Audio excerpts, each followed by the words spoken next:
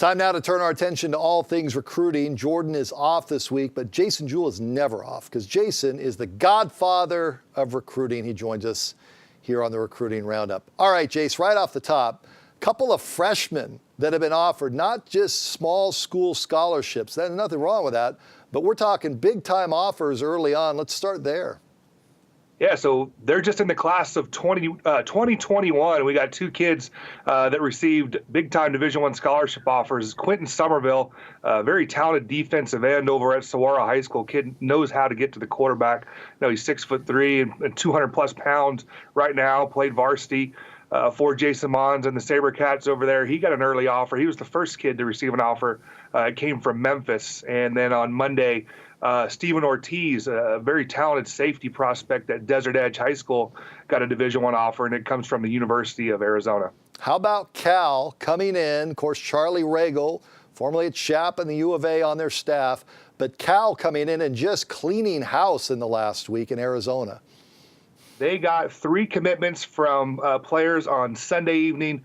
Brad, and I like all 3 of them. First, they got a very good defensive line prospect commitment in Braxton Croto from Liberty High School. Very talented player, 6'5", 240 pounds right now.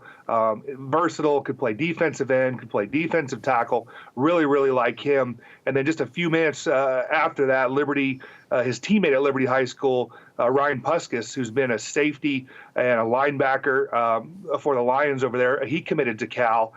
Very big fan of him. He's a guy that we talked about, freshman playing on varsity. He's one of those guys, was an all-conference player as a freshman for Liberty and head coach Mark Smith. And then right after that, Desert Vista defensive lineman Brett Johnson, he commits to Cal. So make it trifecta there for Charlie Regal and the Cal Bears. Jason, one other thing, and that is 7-on-7s. You know, in basketball, I see this club stuff year-round where it's just a money grab in a lot of spaces. Kids don't get any better. And now it's made its way into football with 7-on-7s. Do you like it? Do you dislike it? What are the pros and cons of 7-on-7 leagues you can share for the fans?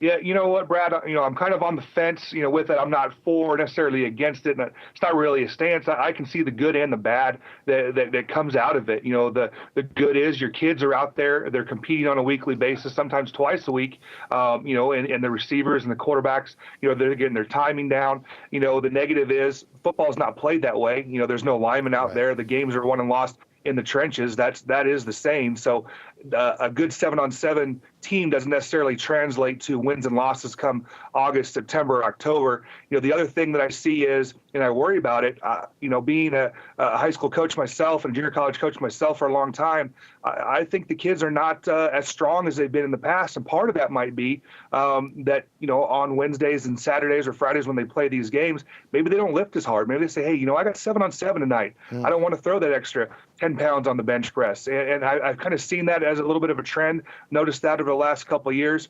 The other thing from a coaching perspective, these coaches, though, they're kind of, it's a catch-22 for them. They're kind of tied. What do we play in them, or do we not play in them? And the parents say, is this coach being competitive? Is he doing everything for my kid to make these teams better? So it's tough on these coaches as well. Interesting stuff there, Jace. Good. We'll talk to you next week. Thanks. Thank you, Brad.